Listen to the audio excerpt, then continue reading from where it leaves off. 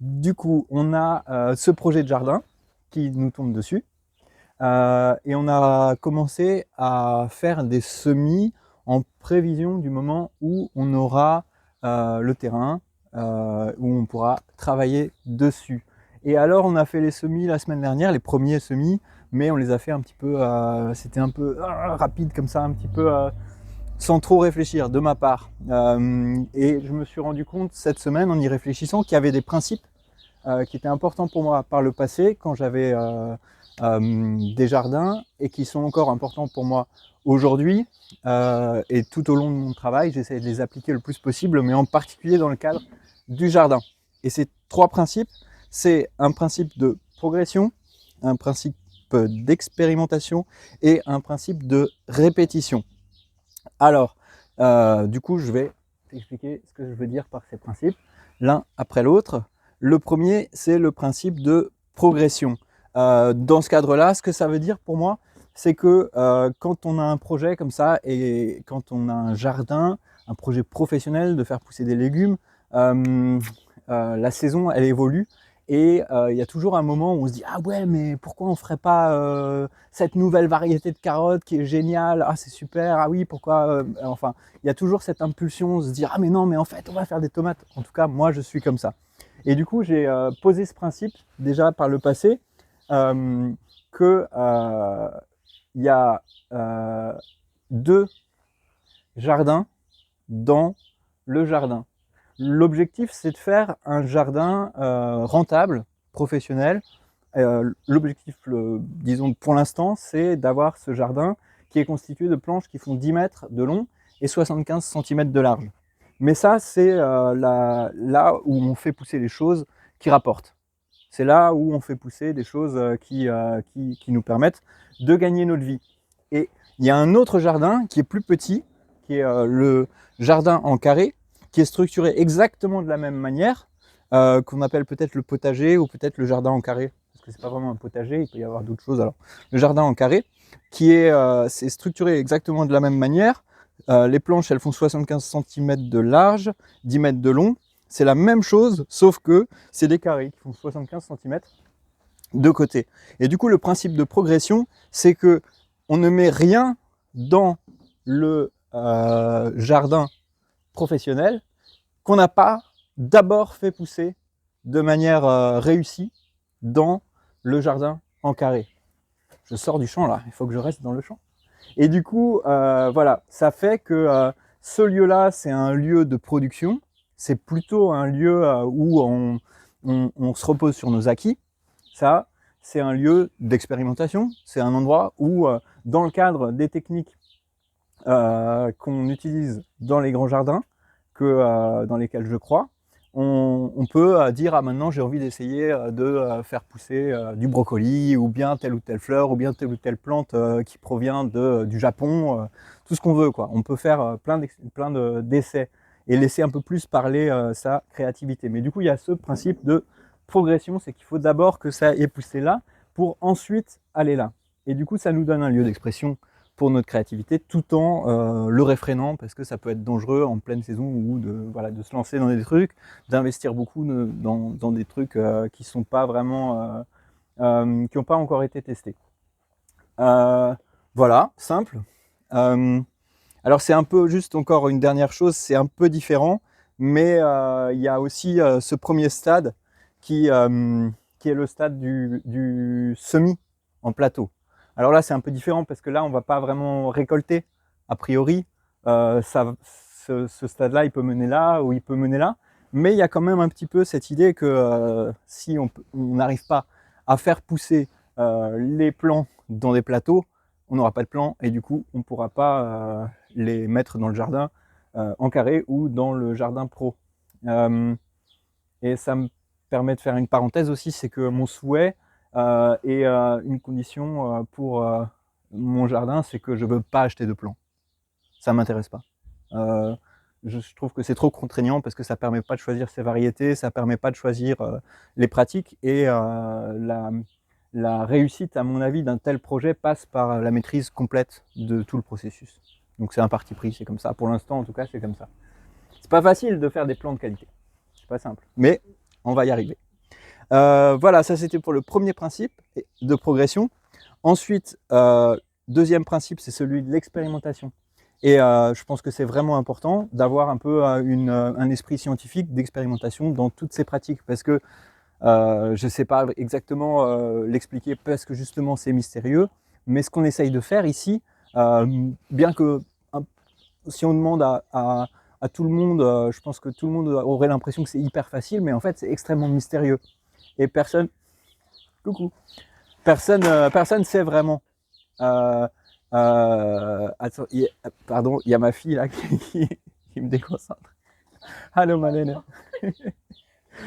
Donc je disais, c'est la vie, c'est très mystérieux, et si on avait déjà la solution, j'ai l'impression qu'on vivrait dans un monde plus riche, plus prospère, et avec voilà, plus une belle agriculture de proximité, tout ça, et on essaye de faire ça, donc on ne sait pas, et donc il faut chercher.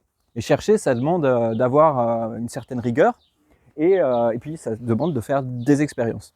Et du coup, l'idée, c'est à chacun de ces stades, peut-être un peu moins à celui-là, peut-être que ça a un petit peu moins sa place ici, encore que ça peut aussi être là dans le jardin pro, mais dans ces deux stades-là sur lesquels on travaille actuellement, de la plante du semis pour faire des plants dans des barquettes, et dans le jardin qu'on va créer, j'espère, sur ce nouveau terrain bientôt, on va structurer les choses de telle manière que dans le jardin, en carré, on va toujours semer les choses par deux.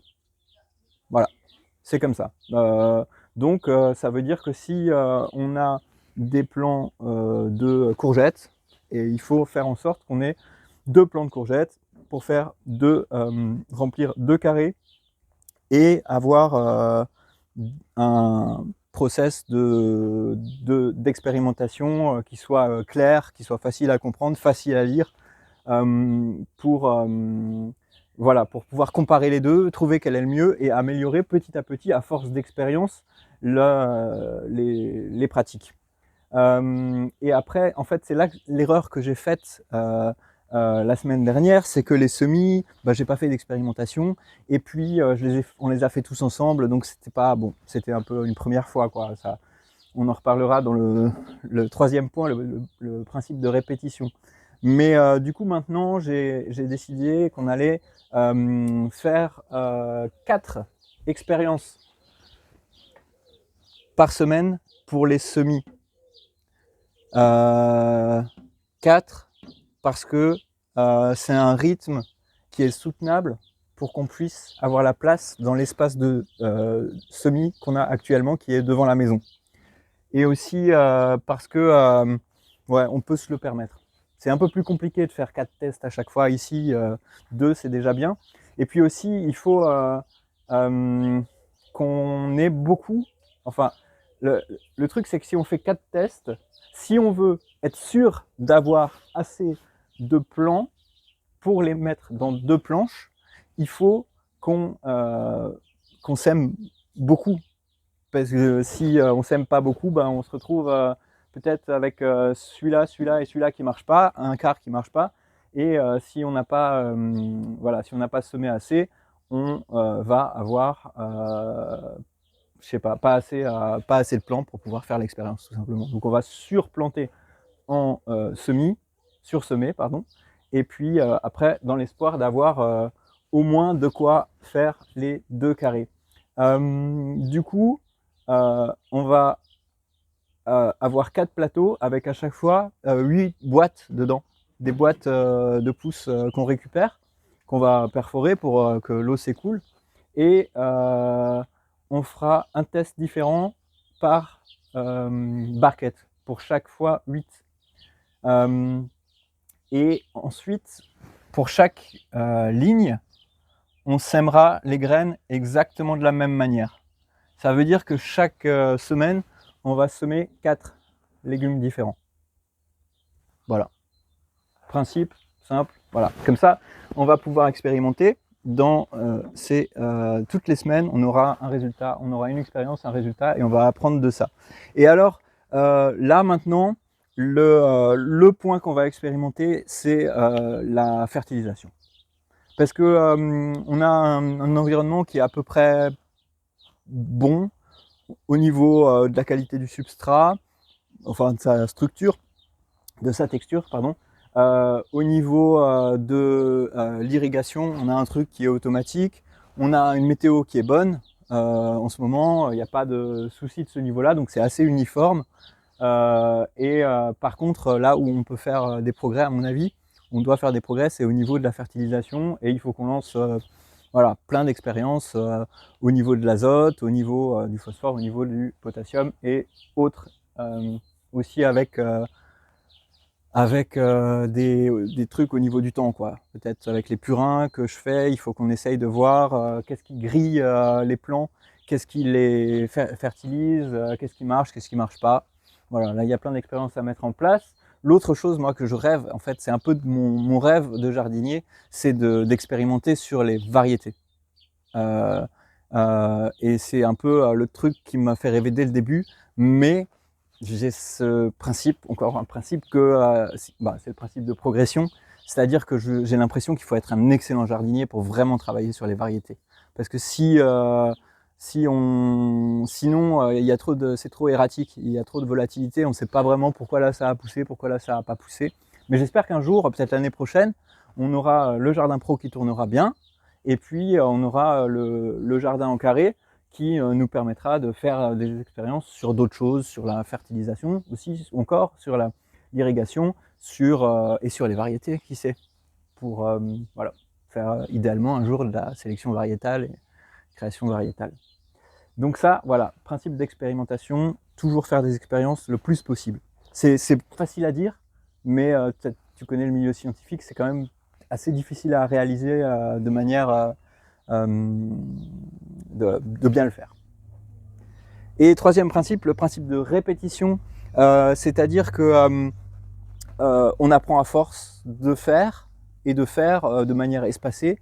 Alors voilà, la semaine dernière, on a fait les semis et c'était un petit peu à l'arrache et puis ça pousse quand même, mais on a eu des pertes et on n'apprend pas énormément de choses parce qu'on n'a pas fait d'expérimentation. Du coup, j'ai envie d'appuyer ça, c'est que il y a un peu des exceptions à la règle, mais le principe d'organisation et aussi le principe de prévision de ce que va être le jardin, il est basé sur une pratique régulière, c'est-à-dire que toutes les semaines, on va avoir un jour, on va semer pour faire des plants, et après, quand on aura le jardin, on va aussi semer directement des graines en plein champ. C'est pas vraiment que maintenant c'est le jour des carottes et puis la semaine des carottes et puis pendant une semaine on sème des carottes et après pendant toute la saison on n'en sème plus. On sème toutes les semaines. En l'occurrence, j'ai fait des calculs. On va faire un potager, un jardin en carré, si tout va bien, qui va faire à peu près 100 mètres carrés. Et en gros, avec un peu de variation, d'équilibre, on va essayer d'atteindre l'implantation de 8 carrés par semaine. Voilà, ça c'est l'objectif. Et normalement, avec le turnover, on devrait arriver à tenir les 100 mètres carrés ou voilà. Après, voilà, on ajustera. Voilà, c'est ça, les principes. Et je pense que c'est vraiment important. Dans beaucoup de jardins que j'ai vus, c'était, bah, ouais. Il y avait que des expériences partout. Il y avait des expériences qui étaient mal organisées, qui n'étaient pas claires parce que les conditions étaient très variables. Et c'est fou à quel point les conditions sont variables. Hein, hier, par exemple, j'ai mesuré l'irrigation de notre système d'irrigation devant la maison dans des zones assez proches, à quelques centimètres les unes des autres, et il a fallu que je fasse des réglages parce qu'il y avait un endroit qui était là et un endroit qui était là, et il y avait 2 fois moins d'irrigation dans cet endroit-là que dans cet endroit-là. Donc c'est difficile d'avoir de l'uniformité en fait, et on cherche ça, et je pense que ces 3 principes vont nous aider à atteindre cette uniformité. Voilà.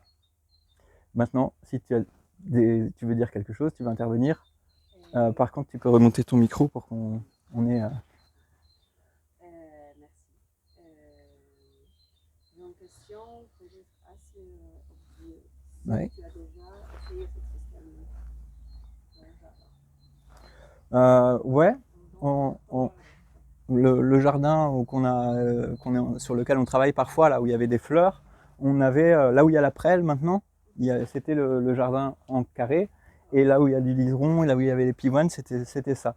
Après, bon, c'était un projet qu'on a lancé un peu en dernière minute parce qu'il fallait faire quelque chose, et parce que on est parti sur les fleurs. Et là, en l'occurrence, moi, des fleurs, j'en avais jamais fait pousser de ma vie. J'ai acheté un bouquin avec des fleurs, il y avait des petites étiquettes, tu sais, pour faire un memory, retenir le nom des fleurs. Et alors, bah, on est parti sur une saison tout de suite sur un grand jardin de 500 mètres carrés, ou plus, un peu plus, qui d'ailleurs, parce que je n'ai pas respecté ce principe, s'est avéré être un échec à cause de ces problèmes avec les vivaces. Mais quand même. Et oui, il y a une poule qui s'est enfuie, mais c'est pas grave. Tant qu'elle va pas dans le potager devant, on va l'attraper après.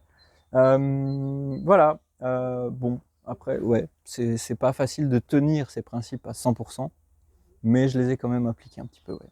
Ouais, ouais.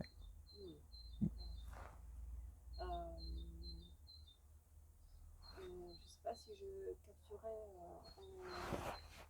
entièrement le ratio entre l'expérimentation et le jardin productif, qui est le jardin numéro 3. Si, si tu as déjà idée pour avoir quel, Tiens, ton micro, désolé. oui. À quel point on peut consacrer du temps pour le carré, pour l'expérimentation? Bah, pour cette saison, a priori, on va faire que ça. Peut-être qu'à un moment, on pourra lancer des choses plus pro. On pourra commencer à construire les bases du jardin pro, mais on va sans doute faire que ça. Euh, mais la réponse générale, c'est que c'est quand on a le temps, en fait. C'est toujours la même chose. C'est comme pour les pousses, tu vois. Ça, c'est le projet qui doit être nourri, financé par les pousses, parce que c'est les pousses qui ramènent les sous pour l'instant. Du coup, il faut d'abord faire les pousses. Si ça nous prend 60-80 heures par semaine, on n'a pas le temps de faire ça. Et donc, il faut trouver un moyen de faire que ça aille plus vite pour qu'on libère du temps, pour qu'on puisse faire ces expériences qui ne seront pas rentables, pas tout de suite, ou peu rentables, et pour qu'on puisse trouver des réponses pour lancer un jardin pro qui, lui, sera rentable. Et après, ben, si le jardin pro, il tourne, mais qu'il permet que de juste tout pile, on travaille beaucoup et puis on arrive juste à sortir ce qu'il faut pour vivre, ben, il faudra trouver du temps. Mais peut-être on vendra plus de pousses et on fera un petit peu moins ici. Et alors on aura un peu plus de temps pour expérimenter.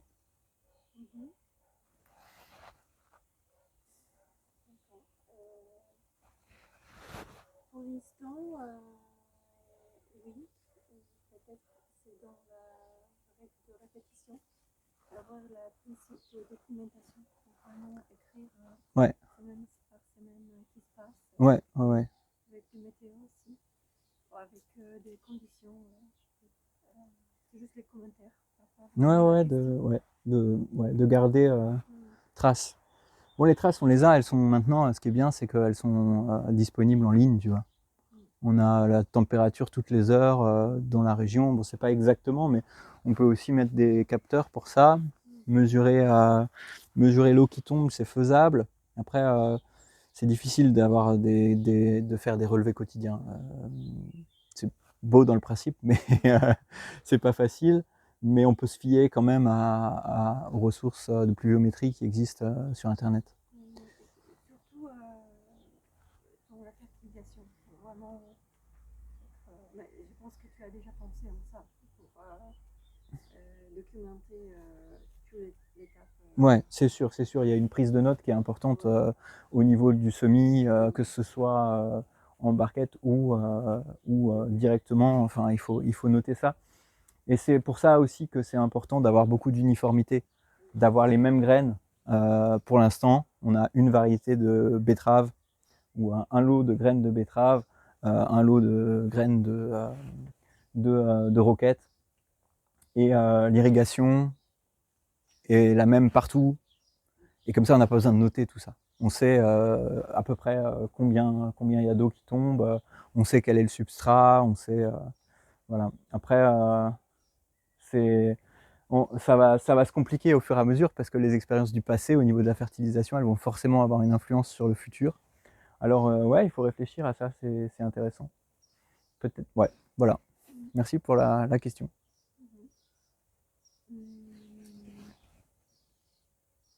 Bien. Tu veux commencer quand? Bah, pour l'instant, on n'a pas de quoi commencer le potager, le jardin en carré.